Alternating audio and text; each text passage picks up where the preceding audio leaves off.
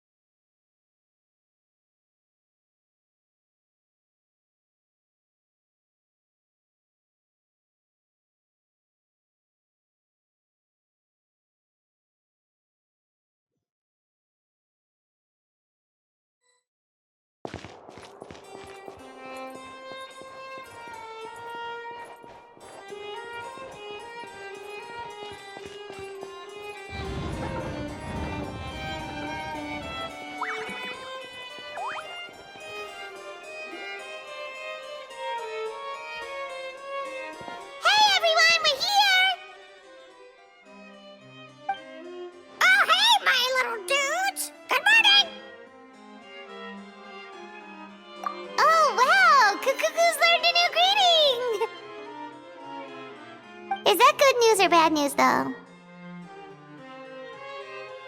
Sorry, I did everything within my power. But so far, I've only managed to teach him how to say good morning. Wait, so that's all you've been up to this whole time? Get out of here! Huh? Okay, so good mornings aside, please tell Paimon there's been some other progress too. Of course. That's why I'm here. Kukuku's not the only one that Mr. Risley's been getting to talk. I'm referring, of course, to the convicts. It was nothing. These guys weren't exactly tough nuts to crack. So, what's the deal?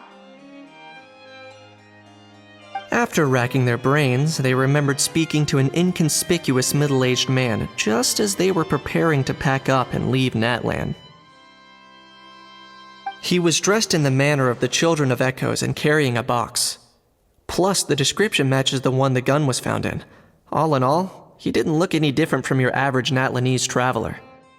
Perhaps seeing that they were dressed as merchants, this man stopped for a chat, inquiring where their goods were headed, and even asking if they could share a boat. The smugglers were very cautious, though. They didn't tell him any specifics. But all this happened before I crossed paths with them. I happened to notice them as they were preparing to set sail. I thought they looked shady, so I snuck aboard, and ended up being carried along all the way to Fontaine.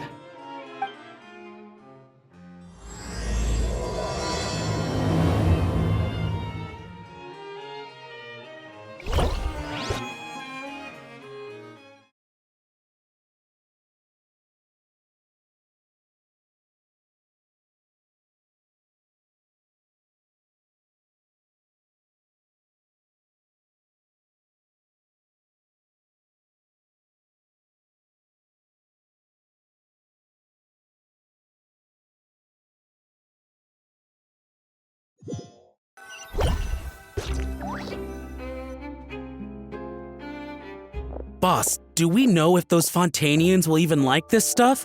What if we can't shift it? And that's why we call you a rookie.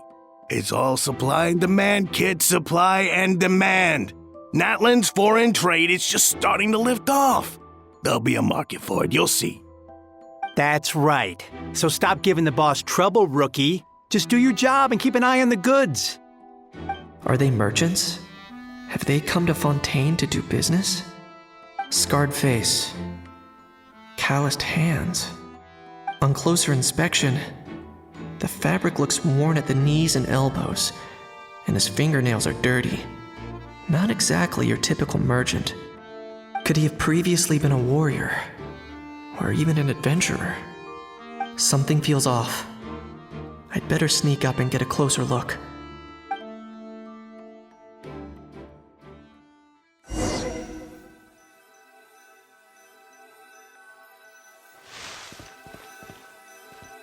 Nice thinking, boss. This tourist tub's been fast going and smooth sailing. Plus, no one's been asking us what we're up to. That goes without saying. Big cargo ship would have been too slow, whereas the smaller ones would have been faster but way too bumpy. If we ended up damaging the goods by accident, all these months spent grafting away would have gone up in smoke. Seriously? But there's hardly anything here. Would it really have taken them months to prepare? And why would they need to transport it with such care? Could they be secretly smuggling precious items out of Natlan? I'll need to find a way to get to the bottom of this.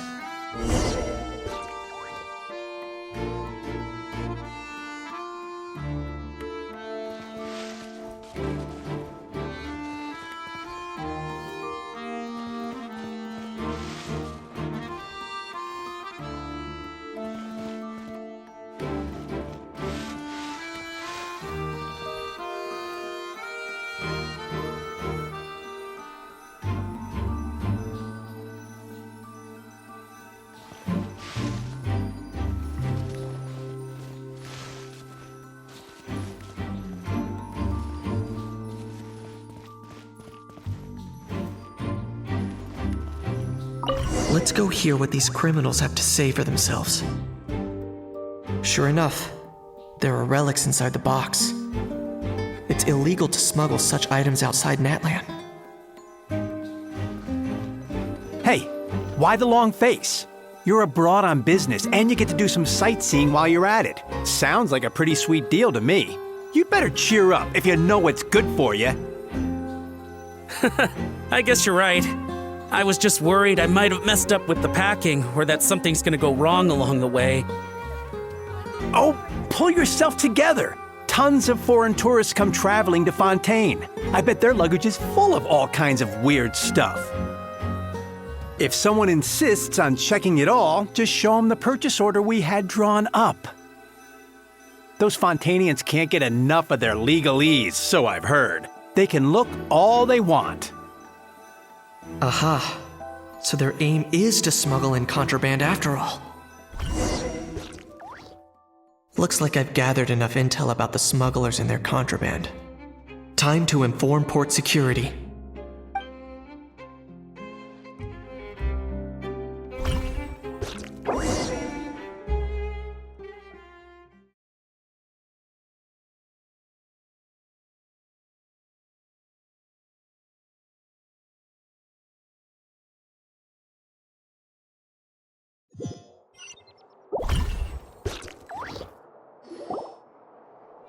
So anyway, that was when I went and told the Fontainian guards about my suspicions. After an investigation and a chase, they finally apprehended them and sent them on their way. Well, guess they're headed exactly where they should be. Thanks. Based on your recollections just now, I was completely focused on those smugglers at the time, so I wasn't really paying attention to other passersby. Yeah, Kanish, you did great! in other words, the person who brought the gun here, the one who lost it, has no connection to the smugglers whatsoever. They were working entirely on their own. Oh dear, oh dear! Sounds like Mr. Kakuku wants to chime in? He said this elusive individual's actions are positively mystifying. It's a good observation, I quite agree. However, we still know next to nothing about the person. Perhaps we should start by focusing on the lost item itself.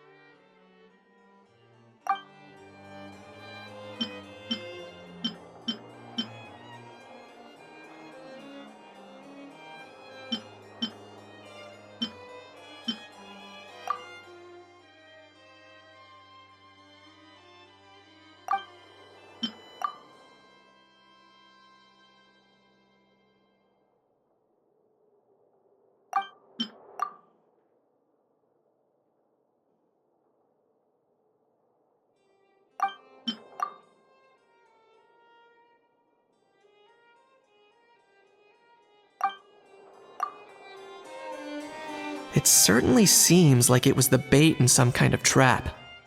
The only question is, why wasn't the bait made more conspicuous? Has something sprung to mind? I just remembered a film I watched this one time. Huh? Oh, wow! No way, bro! Hold on, let me explain. Just now, the traveler speculated that this box might have been placed there on purpose, as if the intention was for someone to come pick it up.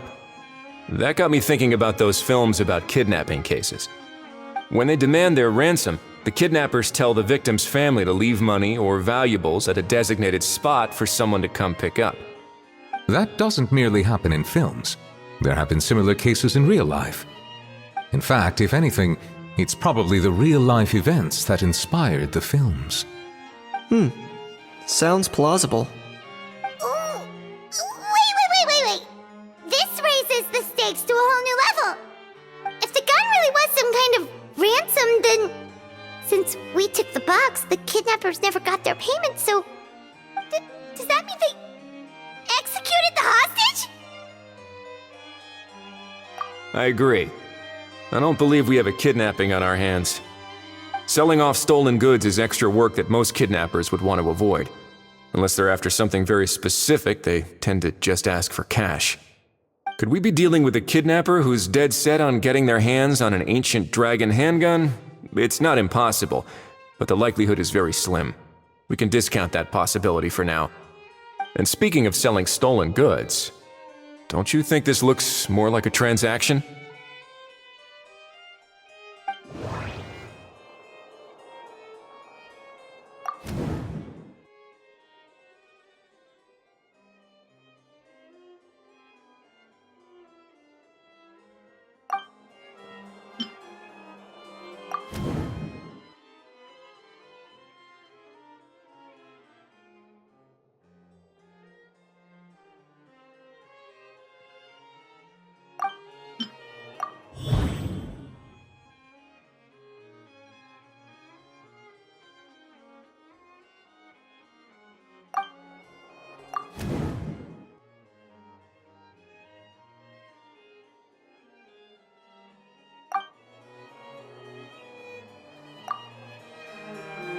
So, bottom line, this was an individual smuggler at work. Exactly. And it was the location itself that caused the deal to fall through. The last thing they would have expected was for a quiet beach to turn into a bustling film convention overnight. Not only is the area now packed with tourists, but the Spina di Rosula have a presence there.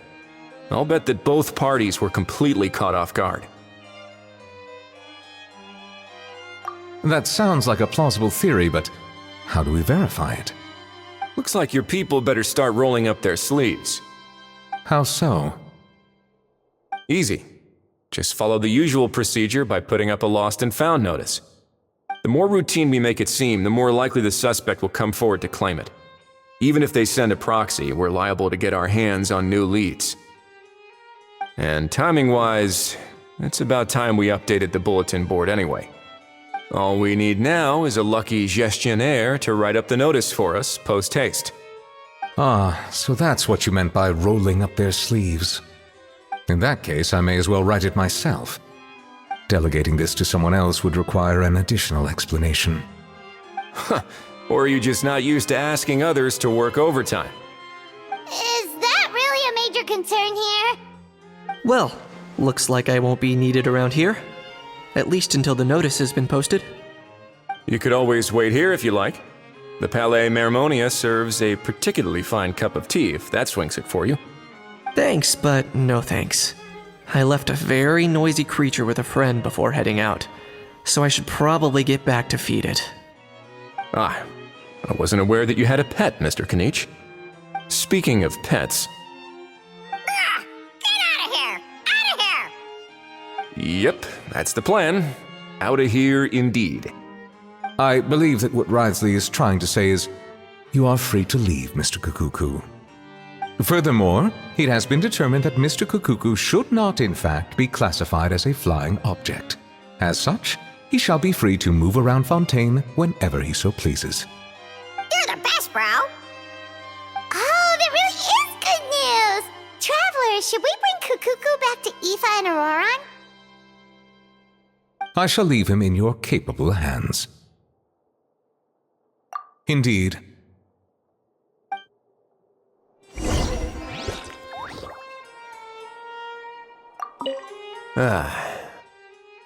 You know, all this has made me realize that I'd quite like to have a pet. If that proves inconvenient within the fortress of Meripede, perhaps you should consider finding a place in the court of Fontaine. That actually sounds like a good idea. In the past, I always dismissed the idea of buying a property in the city. The prophecy about the floods meant it never seemed like a worthwhile investment. But now... This might be a good time for you to re-examine the documents I gave you regarding your title as Duke. Huh?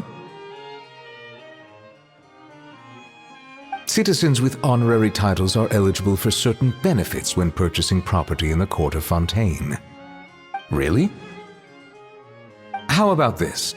You read through your documents from start to finish, while I write up the lost and found notice.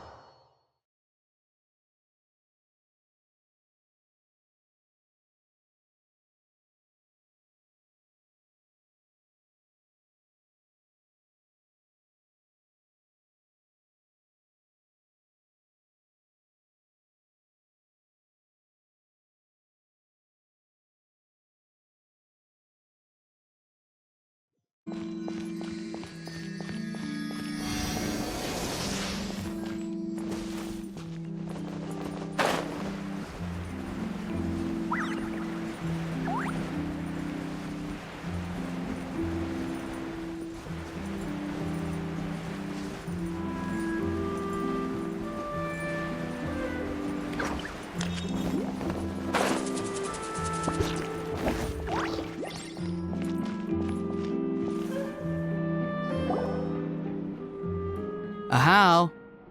What? What now? Let's shake hands.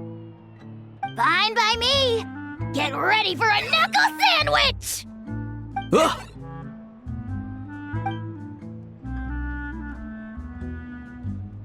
Oh, nice dodge. Paimon feels strangely inclined to keep a safe distance. You miss me, bro? Cuckoo, you're free! Ugh, not you again. Nope, didn't miss you in the slightest. Hey, Gramps. And hey, Paimon and Kanich. It's good to see you all. Thanks for bringing Kukuku back. Get it away! Get it away from me! Nice to meet you, bro. Who are you calling bro? Say that again to my face! I dare you. If you've got the energy to argue this much, you're clearly not hungry yet.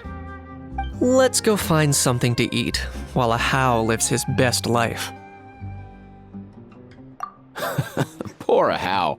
He spent all day being tormented by Auroron, only to discover that the suffering's just begun. Aoife, as a Saurian vet, how can you just sit back and watch our little dragon bro suffer? Huh? How am I the bad guy?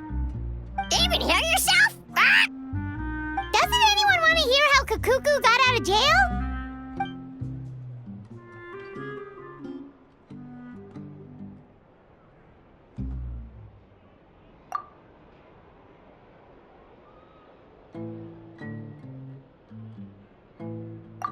Don't lose hope, How. By the same standard, you have freedom of movement now too. You're still in the game? Same standard? I will not be held to the same standard as that thing! That's right. You won't. As far as I understand, the Palais Mermonia will want to assess your case on its own merits before they grant you freedom of movement.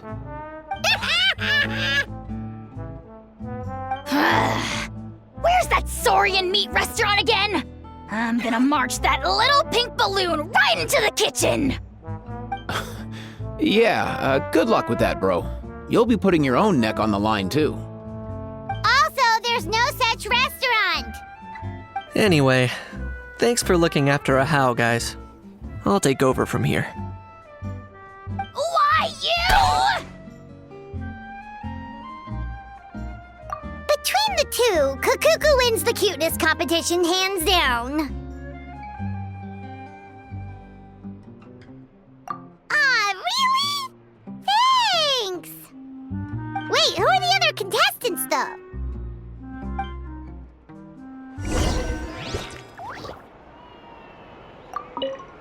So now that our crew's back together again, what's our next move? Oh, how about a game of rock, paper, scissors? No chance. If I lose, we'll end up stuck in the room watching films all over again. Nope.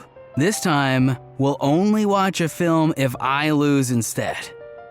Had enough too, huh? For real now? Come on, bro!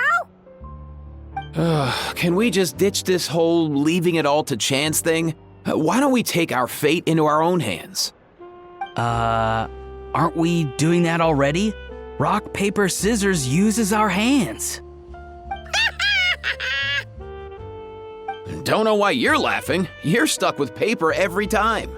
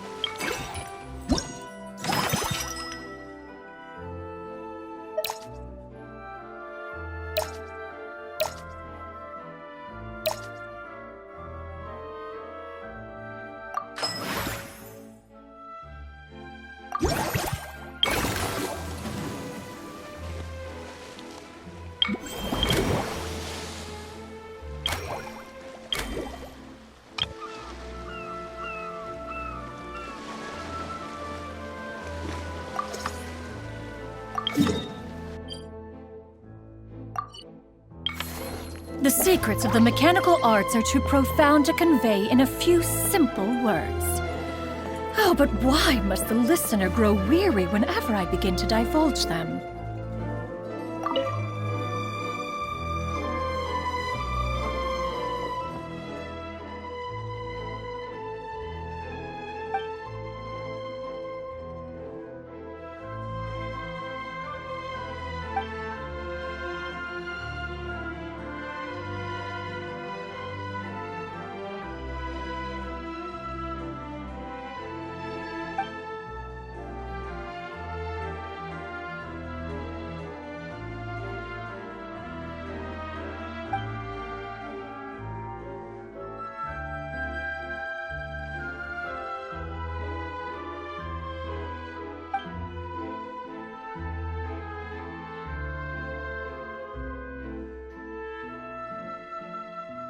You're so quick, Dia! Everyone agreed just like that! Guess that means we're now official partners of the Blazing Beast! Hooah! Watch out, world! There's a couple of new mercs on the scene! Maybe Paimon should give herself a proper mercenary name.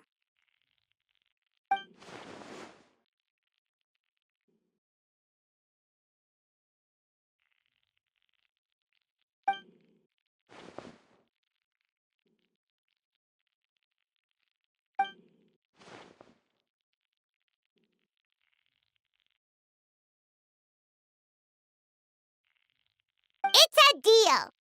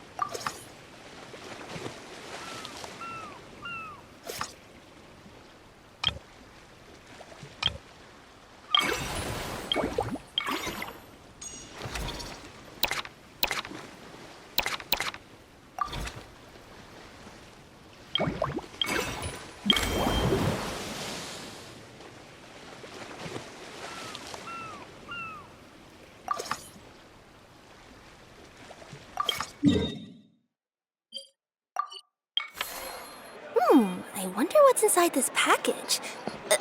No. No peeking at my customers. Lost and found notice is up! Maybe we should go hang around the Palais Mermonia to see if anyone shows up to claim it.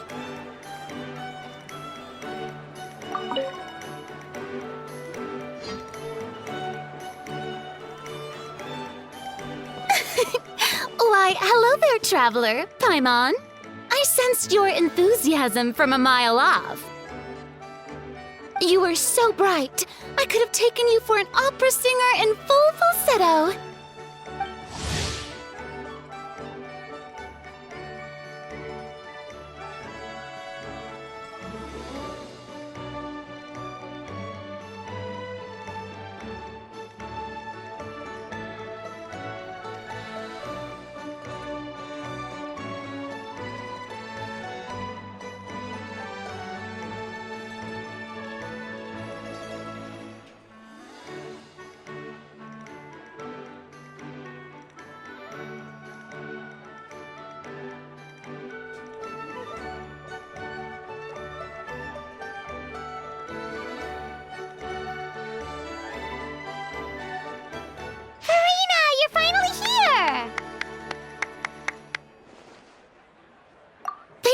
Thank you. I am just as thrilled to be here as you are to have me. More seriously, I'm not the star this time. That's you two, alongside all the creators sharing their passion for film with the world. Honestly, when I was first asked to approve the plans, I thought this would just be a small event. I never imagined that the Cheval Moran film Fantasyland would expand to this scale so quickly. Yeah, thinking back to when we first arrived, it really has all come together in no time. At this rate, who knows? Someday it could become as iconic as the Fontanalia Film Festival itself. And we have the two of you to credit for much of that. I've suggested to several renowned directors that we award you the title Pioneers of the Film Industry. In contrast to the Furina Award, which is more of a public honor, this title is a mark of true recognition from within the industry itself, a reflection of both outstanding achievement and hard work. Wow, even you're getting serious now. Come now. No need for any of that. Just relax and enjoy the moment. Speaking of which, I've actually been preparing a little survey. How about we randomly select some visitors to give us feedback about the park? Did Paimon hear that right? Furina carrying out a customer satisfaction survey? Well, given that it bears the name of my dear friend Surintendant Cheval Moran, isn't it only natural that I conduct a bit of research on her behalf? Besides, the more famous a star becomes, the more important it is to stay in touch with reality, no? Plus, it's amazing how much you learn just by listening to other people's take on films. Paimon always assumed celebrities just get their assistants to handle everything for them. But it sounds like it's actually pretty hard work. Then again, maybe Furina's just an outlier.